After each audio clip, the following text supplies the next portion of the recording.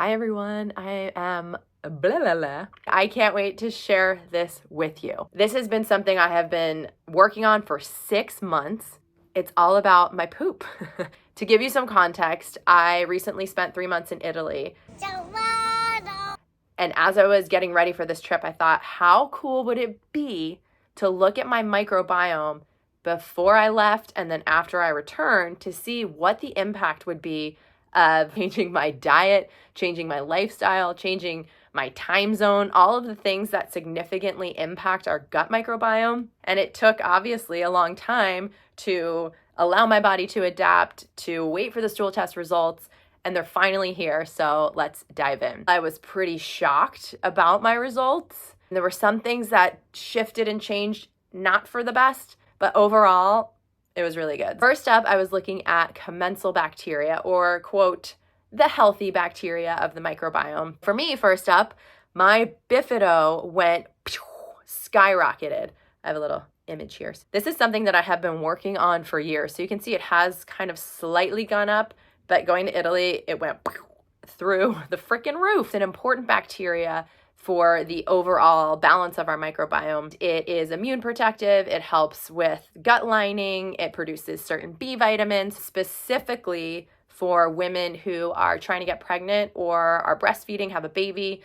Bifidobacteria is like the number one most important bacteria for the infant microbiome. And so when I had a baby, my bifido levels were low, and I passed that along to him. So his bifido levels were low.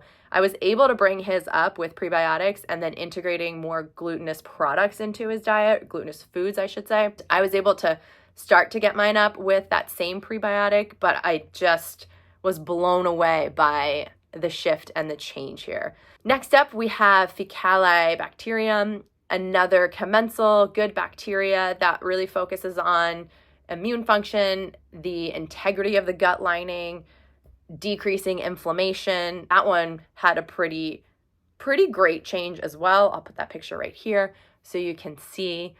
And it just makes me happy to see my gut microbiome thriving and seeing these changes. Like, again, I expected a change, but I didn't think it would be this significant and this pronounced. Next up, we have my ability to break down and digest galacto-oligosaccharides, which are complex carbohydrate, a sugar, also known as a prebiotic because it feeds the bacteria. So what this means is now I can actually get more value out of the food I'm eating because I can break it down and assimilate it and absorb it a lot better. Instead of creating irritation or problems, there's bacteria there that can feed it. And this makes sense because bifidobacteria does like galacto-oligosaccharides. It's what it likes to feed off of. So let's go into where my microbiome didn't make as positive of a change. First up, we have Akkermansia.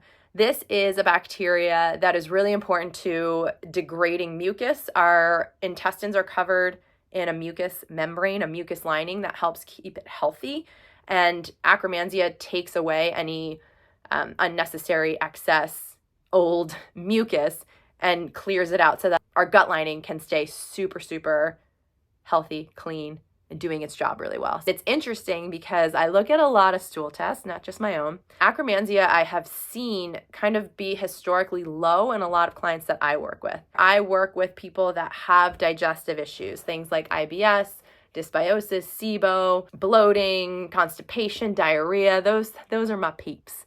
And so I've noticed, I'm like, this Akkermansia typically is low or below detectable levels, which for me, it was maybe a year or two ago. And then I started taking a prebiotic that contained GOS, FOS, and XOS. And as you can see, my Akkermansia levels did start to go up, which I was very excited about. And then I got back my stool test result and they went right down to the ground, back to below detectable levels. My ability to digest and break down IMOs, which is another complex carbohydrate prebiotic, that also went down as well. So that means that there's certain sugars that are going to be a little bit more problematic for me. They might cause more bloating, more gut dysregularity, things like that. All right, so we looked at the commensal bacteria. We looked at kind of what went down. I didn't have any pathogenic bacteria grow up. Everything else kind of stayed pretty quiet. The conclusion I'm going to make about this stool test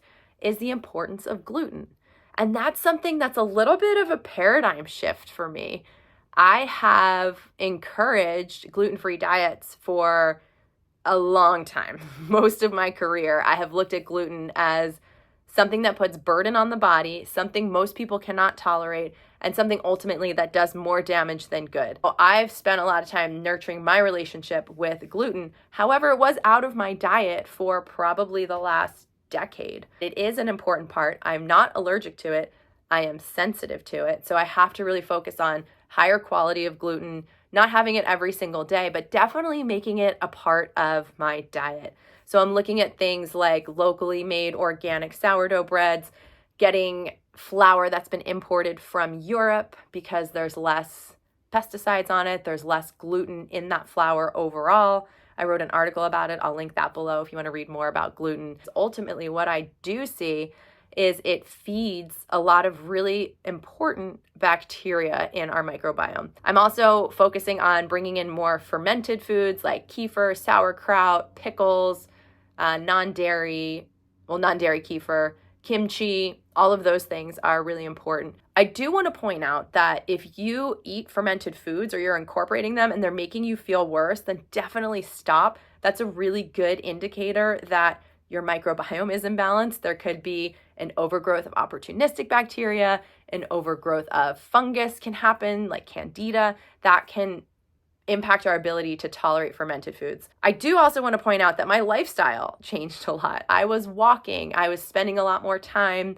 exploring cities, being in my creative energy, and that has a really big impact on the diversity of the microbiome. And the last piece that I want to mention is community. When we went to Italy, we immediately, I should say, had a group of people that we deeply connected with. We had similar beliefs, similar challenges, and we were living within 5 to 10 minute walking distance of each other. And that impacts the microbiome as well. If you think about our microbiome, it is a community. It is a community of bacteria that are working on living together to support each other for their highest and best good. I hope you found this as fascinating as I did. Enjoy, ask me any questions you have in the comments, and I will see you in our next video.